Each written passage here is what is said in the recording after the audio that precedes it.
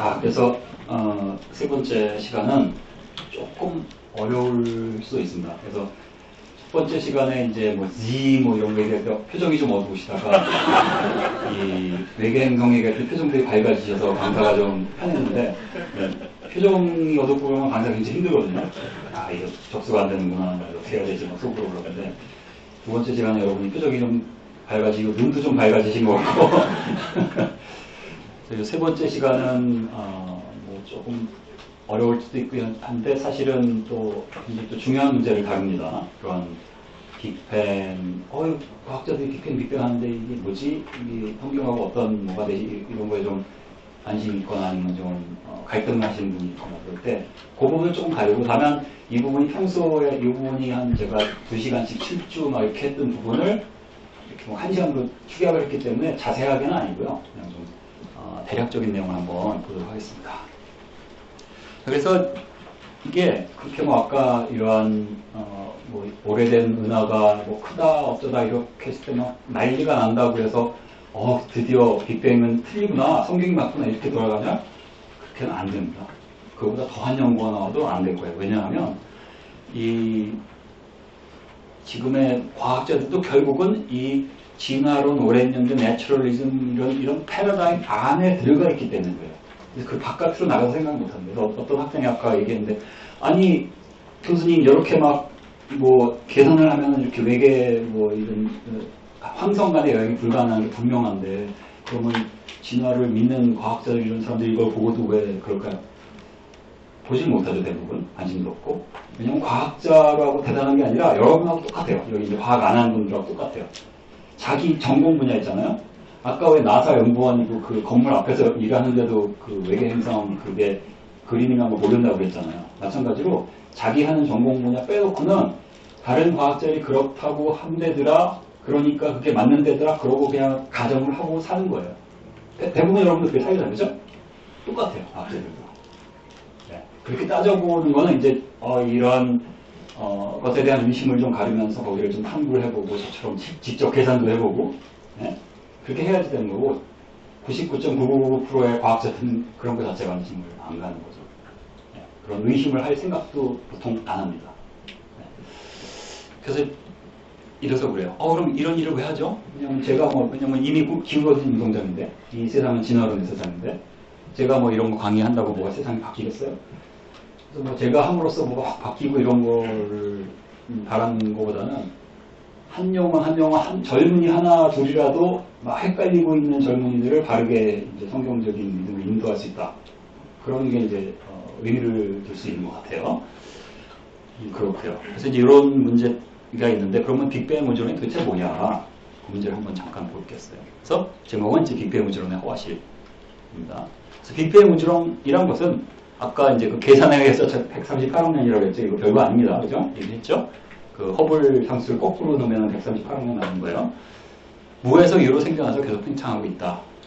그리고 현대 우주 표준명이 이제 람다 CDM이라고 불린다 이런 거거든요.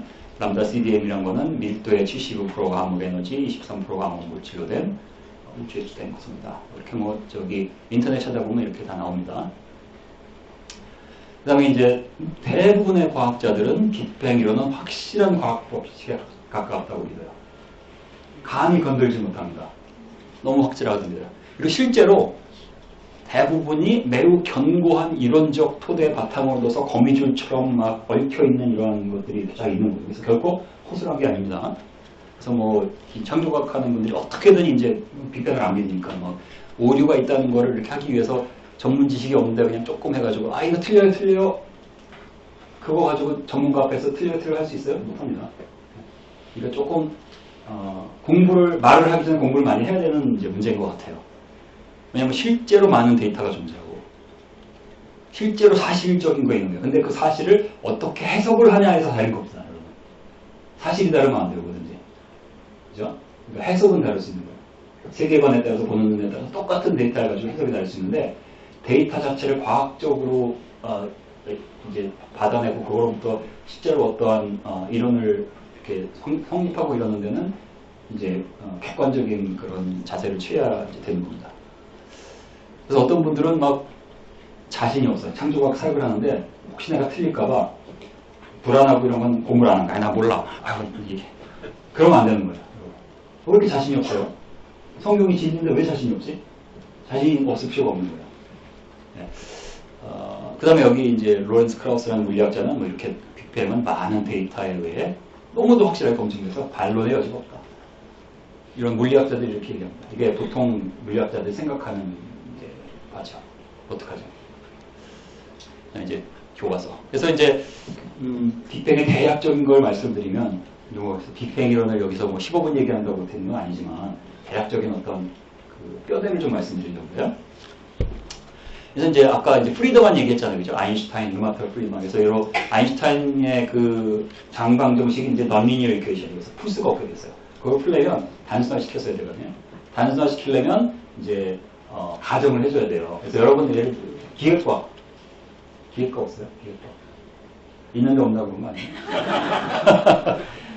기획과는 뭐 네비어스-스톡스 이퀘이션 뭐 배우는데 그런 거 보면 이제 non-linear equation인데 거기에서 이제 유체 이렇게 어떤 파이프에 이제 뭐 물이 흐르는데 물에 이게 프로파일 어떻게 되는 경우 계산을 할 수가 있거든요.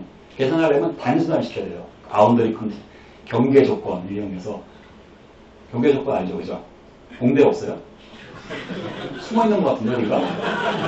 하여튼 그렇게 그런 비슷한 거를 한 거예요. 그 100년 전에 그 비슷한 물론 좀 복잡하겠지만 비슷한 걸 해봤더니.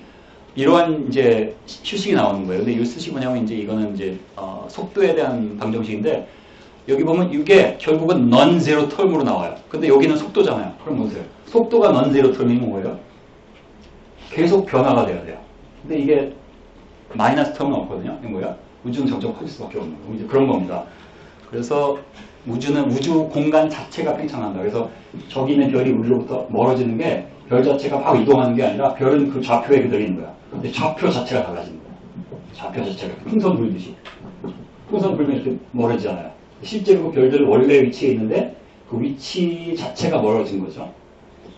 그렇게 받아들인 게 이제 지금 우주론이고요. 그래서 이제 허블이 이제 그걸 또 관찰을 한 거하고 얘하고 궁합이 딱 맞아 떨어진 거죠. 그래서 이제 이게 지금 현대 우주론의 기초라고 할 수 있습니다. 그래서 아까 또 어떤 목사님이 질문하셨는데 아니 이 방향이 이렇게 되고 뭐 근데 이게 사실은 지금 우리 물리학자들이 이해하는 우주론은 이게 아니에요. 방향이 있으려면 우리가 중심이어야 되고 우주 끝에가 있어야 되고 뭐 우리 중심을 내가 중심이고 그걸 바탕으로 해서 저 가장자리에는 우주의 끝이 있어야 되잖아요. 근데 이게 아니라 지금 이제 생각하는 우주론은 이게 아니라 요겁니다.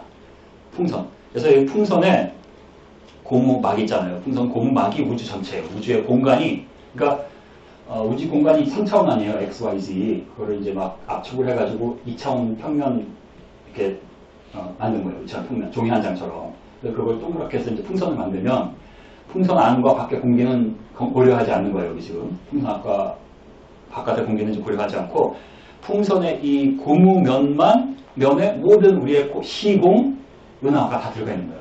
그러면 풍선을 불면 늘어나죠. 그러면 요게 우리 은하로 쳐요. 여기 가운데 우리 은하. 우리 은하 바로 옆에 있는 은하가 점점 멀어지고 있고 우리부터 먼 은하는 더 많이 멀어지잖아요. 풍선을 부니까. 그죠? 그게 허블이 관찰했던 거하고 딱 맞아 떨어지니까. 아, 그러면은 우리 은하, 우리 지구가 이 우주의 중심에 있어서 이렇게 보이는 게 아니라 우주의 공간 자체가 팽창을 하니까 이렇게 보이는구나 라고 이해를 한 게 현대 우주론이 100년 전에 이제 확립이 된 겁니다. 그리고 실제로 이제 과학적인 또 증거가 있습니다. 저도 이거는 맞다고 보고 있어요. 대부분 미국의 창조론자는 이걸 이제 인정을 안 하는데 저는 이게 좀 맞는 것 같아요. 이거 맞는 것 같은데 당신은 왜 해? 그러니까 이제 조금씩 기술적인 의견은 다를 수 있는 거예요. 그죠? 그래서 이제 어떤 창조과학을 하는 어떤 천문학자가 어떤 이론을 놨다고 해서 그게 절대시가 되면 안 됩니다. 하나의 옵션인 거죠. 아, 이렇게 성경적인 해석을 하기 위한 시도를 할 수 있구나. 이렇게 볼 수 있는 거죠. 적대시돼서도 안 되고 절대시돼서도 안 되는 거죠. 객관적으로 보도록 노력해야 됩니다. 그래서 쉽게 말해서 지금 현대 우주론의 우주는 균등하고 등방해요. 이거 보면 조금 이따 얘기하고요. 그 다음에 중심과 경계가 없죠? 그죠? 중심과 경계가 없는 거예요. 그래서 이 방향, 저 방향이면 끝일 텐데요. 이럴 필요가 없는 거예요. 그냥 멀면 멀고 가까우면 가깝고 끝. 방향이 없는 겁니다. 예를 들어서 정말 빛의 속도에 수억 배 되는 우주선을 발견했다고 아까 안 된다고 했지만 발명을 했다고 쳐요. 그럼 여기서부터 시작해서 일로 보내면 한참 시간이 지나면 우주를 삥 돌아서 자기 궁뎅이 튀겠네요. 그죠? 맞죠? 그러니까 중심도 없고 경계도 없어요. 그게 이제 현대 우주론의 이해다 이렇게 보시면 돼요. 그러니까 이렇게도 설명을 할 수 있고 도넛 모형으로 해서도 설명할 수 있고 뭐 여러 가지 설명합니다. 실제로 이렇게 생겼다는 게 아니라 그 개념을 설명하기 위한 시도가 이거예요. 그러니까 이거를 자꾸 내가 살고 있는 이 3차원 공간이 어떻게 저렇게 되는 거지 해가지고 고생할 필요 없고요. 이렇게 설명하면 그런가 보다 하시는 게 제일 빨라요. 그냥 풍선이구나. 풍선이 늘어나는구나. 그러니까 저렇게 보이겠구나. 끝. 대부분 이제 젊은이들은 잘 받아들이는데 나이 드신 분들은 아니 근데 이게 어떻게 저렇게 되죠? 고민을 굉장히 많이 하시는데 진도 나가야 됩니다. 네, 고민하실 필요 없습니다. 그 다음에 아까 프리드만의 이퀘이션을 풀 수가 있거든요. 여기 보면은 프리드만 이퀘이션인데 여기서 K가 0이 되면 우주가 평탄해요. 그래서 우주가 평탄하냐 아니냐를 제가 설명할 시간이 없으니까 지금 관측 결과를 보면 우리 우주는 평탄해요. 그러면 요 K가 0이 돼요. 그리고 요건 이제 다크 에너지니까 요 텀은 좀 생각을 안 하고 그러면 요거만 남거든요. 그러면 풀어낼 수가 있어요. 요거만 나오면 H는 우리가 알죠? 허블 상수 그죠? G는 그 뉴턴스 그래비테이셔널 컨스탄트 다 알아요. 뭐가 변수예요? 이 밀도. 우주의 밀도가 계산이 돼요. 이게 우주의 밀도거든요. 대충 계산해 보니까 1 입방미터에 수소 원자가 6개 정도 이제 프로톤인데 뭐 프로톤에 저기 전자 하나 있으면 수소니까 수소 원자가 6개가 있는 게 지금 평탄한 우주의 밀도예요. 그러니까 우주의 밀도는 이래야만 되는 거예요. 그런데 관측을 해보면 우리가 보이는 그 헤비 엘리먼트, 뭐 뉴트리노, 뭐 스타스, 프리 하이드로젠, 힐륨을 다 합쳐도 지금 우리가 계산상으로 있어야 되는 이 밀도 있잖아요. 이 밀도의 5%밖에 안 돼요. 나머지는 어떡하죠? 깜깜무소식이에요. 그래서 암흑물질, 암흑에너지로 부르는 거죠. 그래서 암흑 물질은 뺐고요. 암흑의 물질도 발견됐다고 하고 무슨 간접적인 발견인데 그다음에 암흑 에너지도 발견됐다고 하고 그게 이제 다 노벨상 받았습니다. 그래서 암흑 에너지는 2012년 노벨상 받은 연구예요. 그래서 시간이 없어서 암흑 물질을 빼고요. 암흑 에너지만 잠깐 볼게요. 아까 이제 초신성 얘기했잖아요. 그죠? 그래서 이건 얘기했는데 왜 지금 또 집어넣었을까? 이건 됐고. 그래서 이제 이렇게 이제 관측이 되는데 이게 원래는 직선으로 나와야 돼요. 데이터가. 근데 여기 보면 이만큼 데이터 가까이 있는 초신성 오른쪽에 멀리 있는 초신성이니까 위로 살짝 올라가 있죠. 이게 이제 무슨 소리냐면 제가 설명을 다 안 할 겁니다. 요거를 해석을 하면 이거 설명하려면 또 이제 1시간 따로 해야 돼요. 그래서 제가 이거 못하고요. 요거를 해석을 하면은 우주가 옛날에는 팽창 속도가 낮았다는 결론이 나와요. 그럼 반대로 말하면 지금 앞으로는 팽창이 더 빠른 거죠. 다시 말해서 앞으로 미래는 가속 팽창이 일어난다. 그래서 가속 팽창이 일어난다는 그 결과로 가지고 이제 노벨상이 나옵니다. 그래서 이 연구를 가지고 이제 이렇게 계산을 해보면 matter 이게 이제 베리언이라는 게 눈에 보이는 물질, 그다음에 암흑 물질, 베리언이 아까 5%라고 그랬죠. 5%고 나머지 25%가 이제 암흑 물질이거든요. 합하면 이제 한 30% 되잖아요. 그래서 30%가 matter고 matter density고 70%가 이제 에너지 density. 이게 이제 암흑 물질, 암흑 에너지라는 거죠. 그 정도까지만 할게요. 그냥 그런가 보다 하시면 돼요. 그래서 이제 이 세 사람이 이제 노벨상을 받습니다.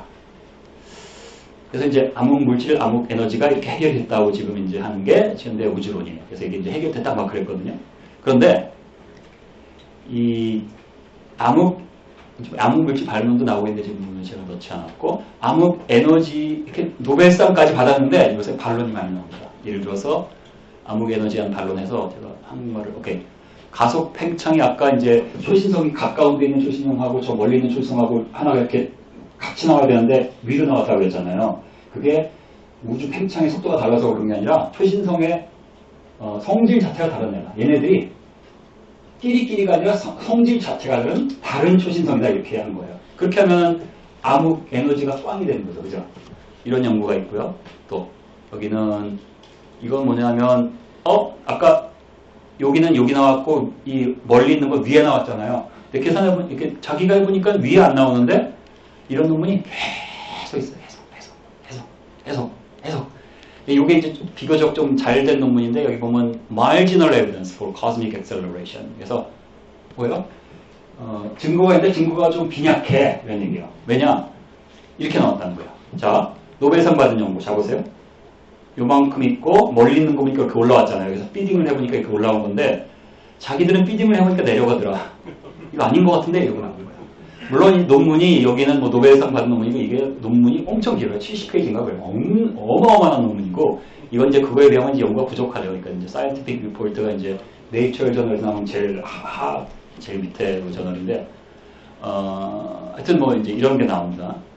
그러다가, 자, 하여튼 이 올드 뉴입니다. 그러다가, 암흑 에너지의 반응이 이제 계속 나오다가 이제 그 연세대학교에 이제 천문학부에 이제 그 유명한 이영옥 교수님이라는 분이 연구를 했는데 좀 더 확실한 연구를 한 거예요.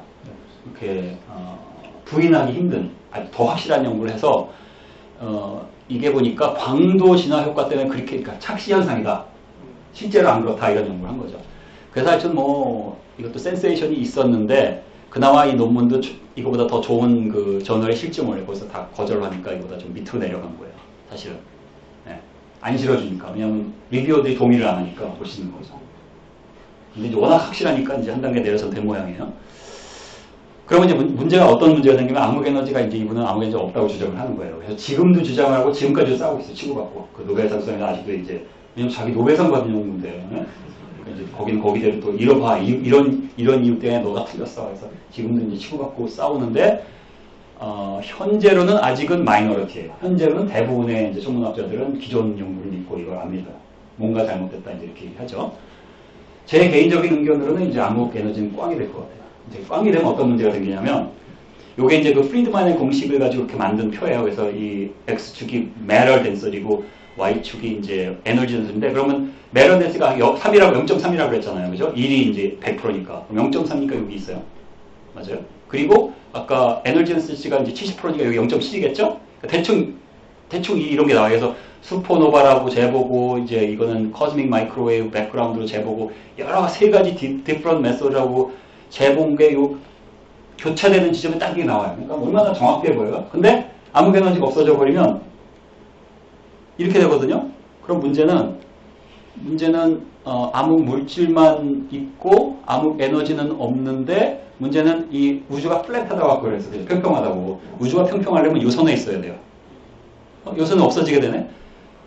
이게 엉망이 생기는 거예요. 그러면 이제 막 아까 이영욱 교수님이 1년 전인가 대담하는 거 보니까 뭐 그 반대쪽에 있는 과학자가 이게 만일 당신 연구가 맞으면 아마 10년 전, 20년 전으로 돌아가서 다시 해야 된다고 그러는데, 저는 그렇게 생각 안 해요. 저는 100년 전으로 돌아가야 된다고 생각해요. 아인슈타인부터 다시 시작해야 돼요. 왜냐하면 프리드만 공식이 틀렸으니까. 우주론 전체가 막 뒤엎어지는 거죠. 그래서 제 개인 의견들은 암흑 에너지가 꽝이라는 게 언젠가는 밝혀질 것이다. 네, 제가 지금 얘기했으니까 10년쯤 뒤에 여러분 기억했다가 보세요. 암흑 에너지가 꽝이 되는지 아닌지. 이제 그런 상태입니다. 그래서 아직까지는 소수 의견이에요. 그렇게까지 연구해도. 노벨상이 나왔는데 그거 함부로 뭐. 네? 그리고 이제 반론되는 논문을 제가 쫙 보여드렸잖아요. 그냥 열 몇 개. 찬성하는 논문은 수천 개예요. 왜냐하면 결국은 별빛을 받아서 그걸 해석하는 작업을 하는 거기 때문에 그 변수가 많아요.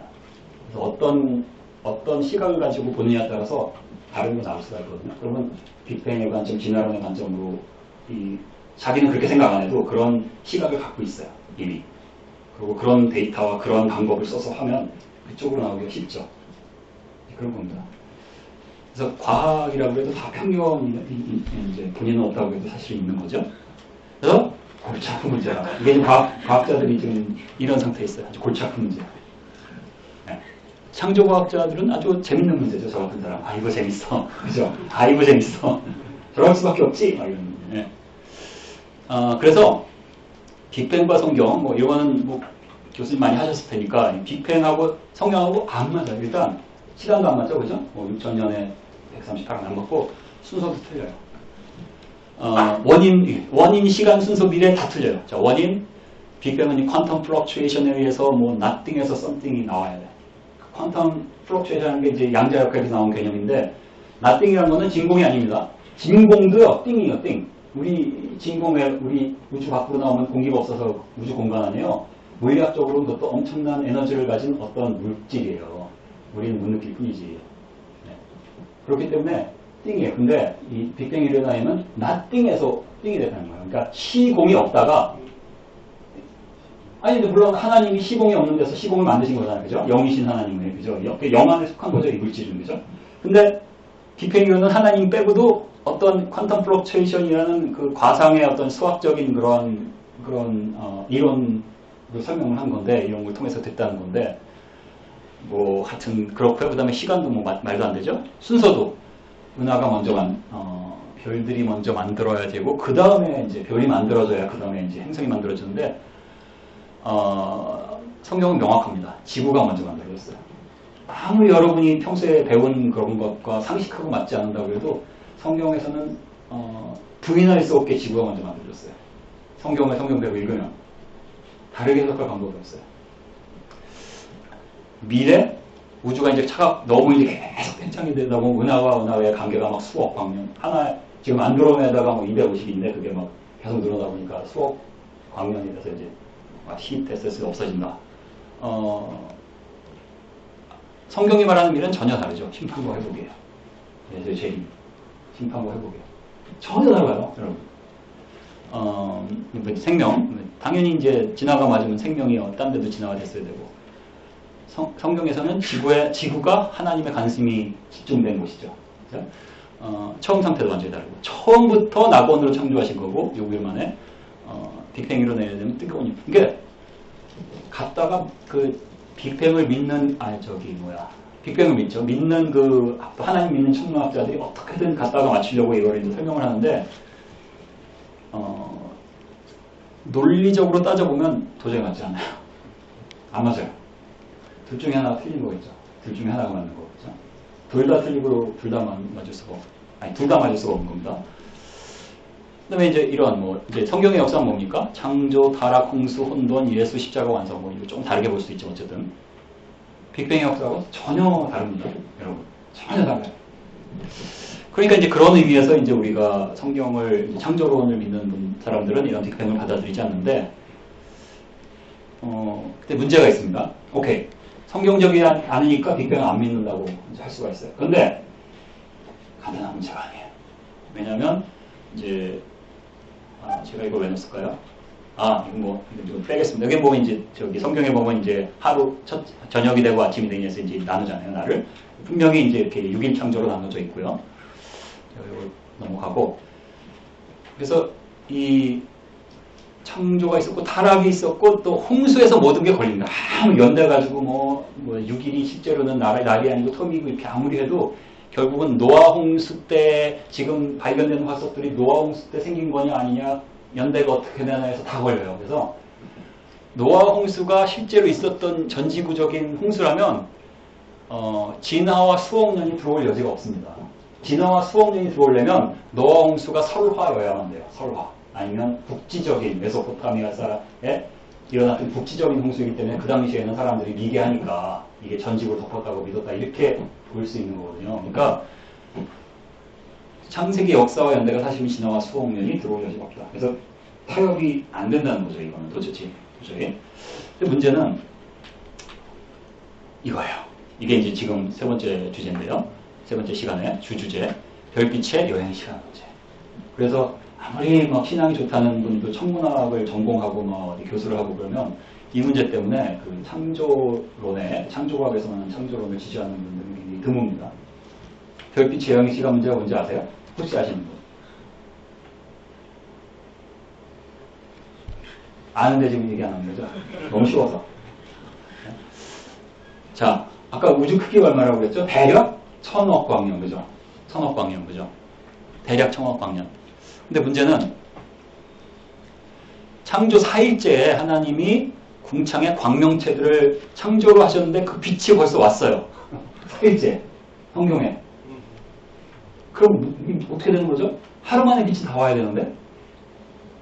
그런데 우주의 크기가 1000억 광년이고 우리가 1000억은 둘째치고 1억 광년 떨어진 데 있는 은하를 봐도 별빛이 우리한테 오는 동안 1억 년이 걸렸잖아요. 이거 어떡하죠? 그러니까 이것을 논리적으로 이 에비던스를 보면 성경은 이게 사실 그대로를 말하는 거라고 볼 수가 없는 거예요. 그러니까 그대로 안 믿죠, 당연히. 그러니까 당연히 창세기 입장은 그냥 설하다 아니면 뭐 한편에 시다 뭐 이런 식으로 받아들일 수밖에 없고, 아마 거의 대부분의 사람들이 천문학을 전공을 했다, 물리학 좀 안다 그러면 대부분 그럴 겁니다. 이 문제를 해결해야지 않으면 안 됩니다. 그래서 이것을 별빛의 여행 시간 문제라고 부릅니다. 근데 이제 믿음 좋은 분들은 이제 왜냐하면 이제 아까 뭐 1000억 광년 빼고 실제로 보이는 것만 해도 70억 광년까지 실제로 이 아까 적색편이로 다 관찰을 했어요. 이게 다 데이터예요. 데이터. 아까 슬로운 디지털 스카이 서비스 데이터가 70억 광년까지 있는 건 벌써 다 실제로 이제 아까 우주의 나이가 얼마, 뭐 우주의 크기가 얼마 하는 게 뭐 계산치에 불과하고 어떤 가정으로 만든 거에 불과하다고 했지만 실제 데이터로 70억 광년까지 있는 거는 분명한 사실이고 이거 이후로도 또 많이 있다는 것도 분명한 사실이에요. 그럼 우리가 이 70억 광년 떨어져 있다는 얘네들을 지금 보고 있다는 것은 최소한 우주의 나이가 70억 살이 됐다는 얘기 아니에요. 그죠? 근데 6일 창조가 어떻게 말이 돼요? 안 되죠. 이런 게 이제 큰 문제가 되는 거예요. 그래서 또 믿음 좋은 분들은 많은 창조과학하는 분이 많은 분이 그러면 아담도 하나님이 성령으로 창조했으니까 별들 모든 걸 다 성령으로 창조하시고 빛이 우리한테 이렇게 쫙 오도록 빛이 다 와 있도록 창조를 하셨겠지. 되게 쉽죠. 그렇게 하면 이제 해결이 된다고 믿거든요. 근데 해결이 안 돼요. 잘 보세요. 빛이 다 내 눈에 도달해 있는 상태로 되는 게 말이 안 되는 게, 자 봅시다. 이게 이제 초신성이 꽝 터져갖고 지금 이제 28년도에 보니까 29년 뒤에 이렇게 이런 멋진 모양을 만들어 놨거든요. 그럼 그걸 지금 우리가 보고 있다는 것은, 그걸 보고 있다는 것은 그 광자가 저기서 오는 동안 오는데 매번 광자가 이제 오잖아요. 막 셀 수도 없는 광자가 오는데 매 광자마다 인포메이션이 다른 인포메이션이 다 담겨 있는 거죠. 그죠? 요만큼 돼 있을 때 광자, 요만큼 돼 있을 때 광자, 요만큼 돼 있을 때 광자가 올 거 아니에요. 그러니까 오는 동안 이 빛의 레이즈, 그 빛의 빔들이 쫙 오는 동안 여기에 각각 다른 정보를 다 갖고 있다는 얘기예요. 맞죠? 그죠? 똑같은 게 아니라 다 다른 정보를 갖고 있어요. 그리고 지구가 만일 만년 됐다고 쳐요. 계산상 유천 만년. 그러면 만년 지났죠. 그럼 만년에 해당하는 광자들은 우리한테 다 왔잖아요. 그죠? 그럼 우리는 어디 있어요? 지금 여기 있는 거예요. 여기. 근데 지구가 뭐 만살이라며. 6천살, 대충 반응이면 만살. 지구가 만살이라며. 벌써 다 끝났는데? 그럼 여기 남아있는 광자들은 뭐죠? 이게 지금 1억 광년 빼기 만하면 얼마인지 아세요? 우리가 지금 여기 있으니까 1억 광년 빼기 만하면 9,999만 년에 해당하는 그 별빛들은 시간상 존재한 적이 없어요. 근데 저기 있어야 돼요. 하나님이 계속 만들어내셔야 되는 거예요. 무슨 말인지 이해가 되세요? 그래서 이거 이제 이해하기가 보통 힘들거든요. 그러니까 이제 그냥 한번 집에 가서 곰곰이 생각해 보시고, 가끔가다 어떤 분들은 막 시험 받아가지고 어떻게 컸으니까 그런 분도 가끔 있는데 그러실 필요 없고 이거는 이제 제가 주장한 게 아니라 이 창조 물리학자들이 물리 전공을 한 분이 이건 100% 다 동의하는 거예요. 이 문제는 해결해야 된다. 그래서 별빛이 다 와 있게 창조됐으니까 아무 문제가 없다라고 하는 건 논리적이지 않은 거예요. 그걸 믿으면은 그건 자유예요. 근데 변증은 못해요. 논리적으로 설명은 못하는 거예요. 그래서 이 부분을 설명이 안 되면 지구가 6천년이라는 것은 정신 나간 얘기가 되는 거예요. 아시겠죠? 지금 정신 나간 얘기를 지금 하고 있는 거죠. 지금. 이 문제가 해결돼야 되거든요. 그게 이제 빛의 여행 시간 문제. 이게 이 문제를 해결하기 위한 그런 게 있어야 돼요. 그래서 창세기 1장에 부합되는 우주론, 즉 빛의 여행 시간 문제를 설명해 줄 수 있는 우주론이 필요한 거예요. 우리가 어떤 지구의 나이를 믿으면. 그래서 그렇게 하기 위한 이제 어떤 그 시도들이 있어 왔거든요. 이 중에 제가 이제 잠깐 모든 수식을 다 빼고 모든 어려운 거 다 빼고 시간이 없으니까 제가 잠깐 이렇게 놓습니다. 그래서 홈프리즈라는 분의 이름을 잠깐 놓았어요. 그래서 책도 있고 Starlight and Time, Light Years, No Problem 이런 책도 이렇게 있습니다. 그래서 지금 연세가 많으십니다. 80이 넘어서 근데 이분이 하여튼 대단한 천재입니다. 그래서 이 창조과학계에 노벨상이 있었으면 이번 노벨상을 받아야 됩니다. 진짜 그렇습니다. 정말 대단한 분이에요. 자, 어떤 거에 바탕을 두냐면 그야말로 아인슈타인의 이론에 바탕을 두고 실제로 여기 보면 지구가 있고요. 지구의 질량으로 인해서 공간이 휜다고 아까 그랬죠. 아인슈타인 이론에 의하면 공간이 휘거든요. 이게 시공입니다. 근데 시공이라고 그러는 게 뭐예요? 스페이스 타임. 왜냐하면 공간이 휘면 그 휘는 만큼 시간도 시간의 흐름도 영향을 받아요. 그래서 이 위치 에너지, 이거 포텐셜 에너지라고 그러는데 그 포텐셜 에너지 뭐 아니면 그라비테이셔널 에너지에 위에 있으면 시간이 좀 빨리 가요. 그러니까 실제로 여러분 GPS 여러분 다 있잖아요. 그 이렇게 위치 다 내비게이션. 그게 셀룰라이트 저기 지오 스테이셔너리 오비트라는 데서 이렇게 있어요. 그래서 그 지구 저 위에 그 지오 스테이셔너리 아니면 지오 싱크로니 오비트에 딱 갖다 놓으면 거기 그대로 있어요. 아까 L2 오비트하고 비슷한 개념이에요. 그래서 그 자리에 계속 있어 나만 계속 보는 거예요. 네? 그게 이제 그 GPS 셀룰라이트인데 저 위에 있으니까 그래비테이셔널 포텐셜의 위에 있죠. 우리보다 위에 있죠. 시간이 실제로 빨리 가요. 하루에 38 마이크로세컨드 빨리 가거든요. 그래서 저런 GPS 셀룰라이트에 올라가는 그 전자시계, 원자시계에는 아인슈타인의 저 방정식을 집어넣어가지고 보정을 해줘요. 지구하고 맞추기 위해서. 그래서 실제로 일어나는 일이에요. 몰랐죠. 그래서 엄밀히 말하면 여러분의 머리의 나이하고 발의 나이는 약간 다릅니다. 여러분의 머리가 약간 더 늙어요. 아마 0.0000000000 해서 4개까지 000 한 다음에 1초 정도 더 아마 나이가 많을 거예요. 실제로 일어나는 일이에요. 자, 이거를 전체 우주에 적용을 한 게 바로 허플 이론입니다. 그럼 어떤 일이 일어날까요? 자, 그 전에 좀 생각해야 될 일이 아까 우주론은 이게 아니라고 그랬죠? 이게 아니고 풍선으로 이제 설명을 해야 된다고 그랬죠? 그래서 풍선 설명에 의하면 경계 없고 중심도 없고 균등하고 등방한 우주였잖아요. 그죠?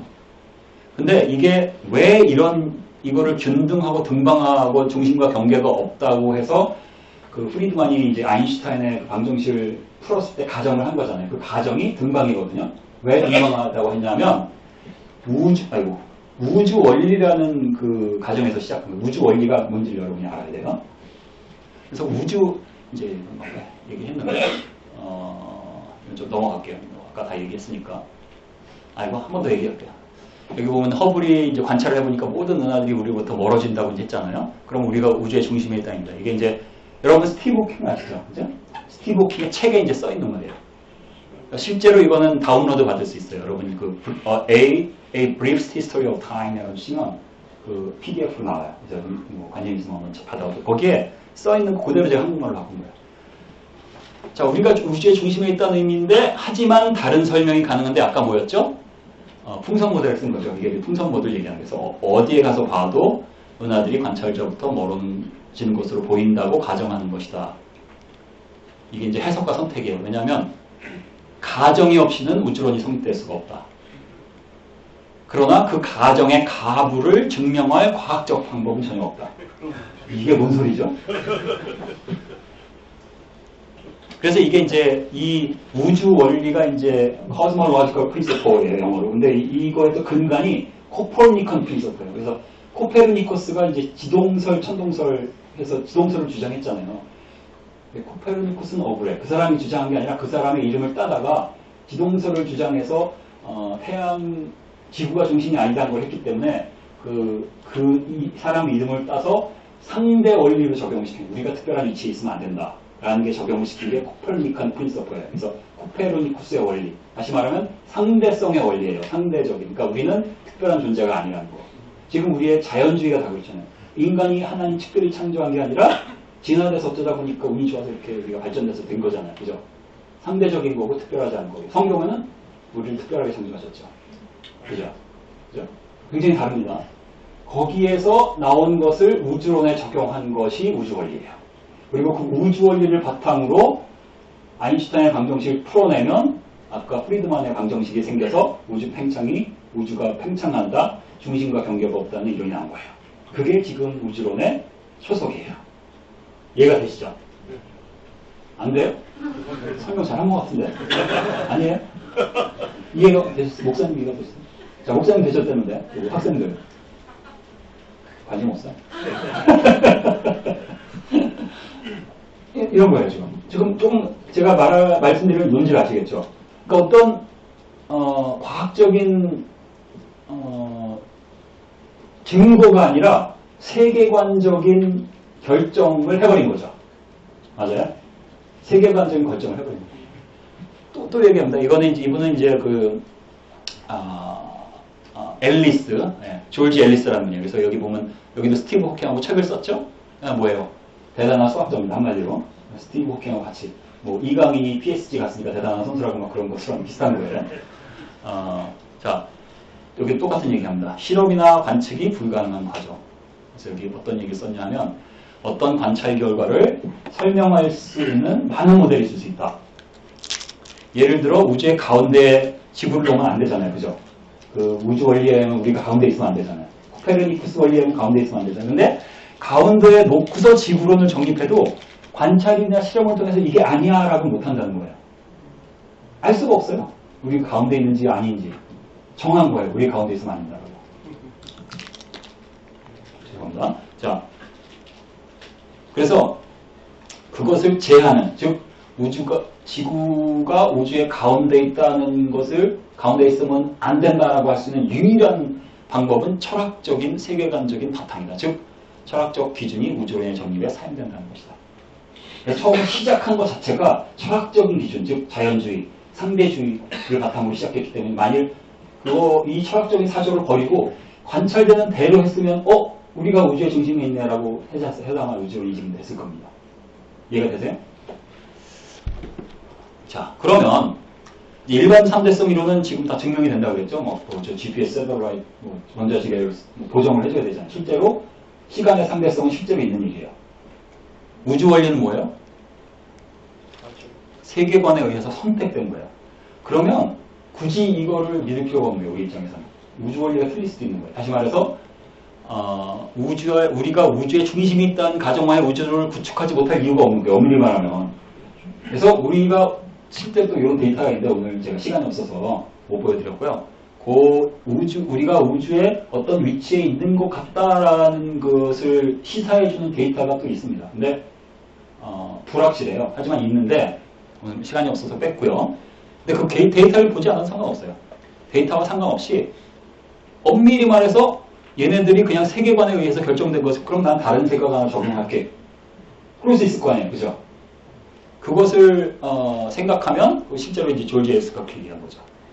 우주의 가운데 지구를 놓고 우주를 정립해도 문제가 안 되는 거예요. 그렇게 해서 한 게 바로 험프리의 우주론. 그래서 이제 어떤 일이 생기냐면 지금 우주론은 이제 풍선 모델이라고 아까 그랬죠. 그 풍선에 고르게 이제 이런 큰 스케일로 봤을 때 고르게 은하들이 분포한 거 아니에요. 그러니까 그 질량이 고르게 분포되어 있거든요. 근데 만일 우리가 어떤 위치에 존재하고 우리를 중심으로 은하들이 이렇게 배열되어 있는 형태를 보인다면 한쪽으로 쏠리겠죠. 질량이. 그러면 풍선이 쑥 들어가게 되는 거예요. 이 쑥 들어가는 이 방향이 이제 그 그래비테이셔널 포텐셜이면. 그러면 어떤 일이 있어? 아까 그 세럴라이트가 위에 있으면 빨리 흐른다고 했죠. 밑에 있으면 적게 흐르고. 근데 여기 지구가 밑으로 싹 내려가 보면 지구에서 시간이 느리게 흐르겠죠. 그것을 물리학적으로 이제 어떤 그 물리학적인 어떤 그 좌표라든지 이퀘이션 이런 걸 다 이제 해서 그 논문이 있습니다. 그래서 제가 다 뺐어요. 안 했어요. 시간도 없고. 근데 그런 과정을 거쳐서 도출한 게 바로 험프리의 이론이고 험프리의 이론에 의하면 저 멀리에 있는 우주는 나이가 좀 먹은 것 같고요. 실제로. 수억 년 지난 것 같아요. 하지만 수억 년 지난 동안 지구는 6일 만에 창조될 수 있는 그런 이제 결과가 이제 나오게 된다는 거죠.